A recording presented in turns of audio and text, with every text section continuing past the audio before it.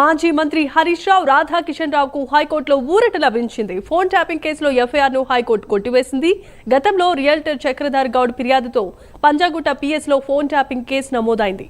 దాంతో హరీష్ రావు రాధాకిషన్ రావు పోలీసులు నిందితులుగా చేర్చారు. ఇక విచారణ జరిపిన కోర్టు ఫోన్ ట్యాపింగ్ కేసును కొట్టివేస్తూ ఉత్తర్వులను జారీ చేసింది.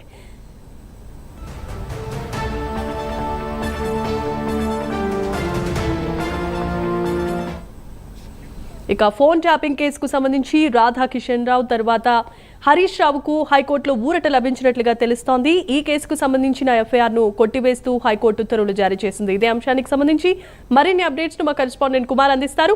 కుమార్, చెప్పండి. Thank you Jemimah. మాజీ మంత్రి హరీష్ రావు అలాగే రాధాకిషన్ రావుకు హైకోర్టులో ఊరట లభించిందనే చెప్పొచ్చు. ఫోన్ ట్యాపింగ్ కేసులోని ఏదైతే ఎఫ్ఐఆర్ ను కొట్టివేస్తూ కూడా హైకోర్టు ఆర్డర్స్ అయితే పాస్ చేసింది.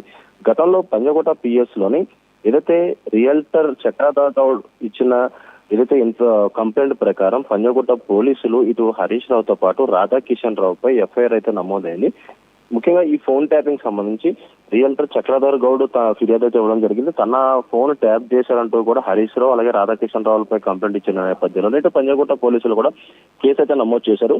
హరీష్ రావు రాధాకిషన్ రావు నిందితులుగా కూడా ఏదైతే పంజగుట్ట పోలీసులు అయితే చేర్చారు. ఈ నేపథ్యంలో ఫోన్ ట్యాపింగ్ కేసు కొట్టివేస్తూ కూడా హైకోర్టు ఉత్తర్వులు అయితే జారీ చేసింది. దీనిపై ఈ రోజు వాదనలు విన్న హైకోర్టు కూడా ఇరు వర్గాల వాదనలు విని దీనిపై ఏదైతే తుది తీర్పు అయితే ఇవ్వడం జరిగింది. ముఖ్యంగా మాజీ మంత్రి హరీష్ రావుతో పాటు రాధాకిషన్ రావుకు పై నమోదైన ఈ ఎఫ్ఐఆర్ క్రాష్ చేయాలంటూ కూడా హైకోర్టు అయితే ఆర్డర్స్ అయితే పాస్ చేయడం జరిగింది. Jemimah, thanks for the updates Kumar.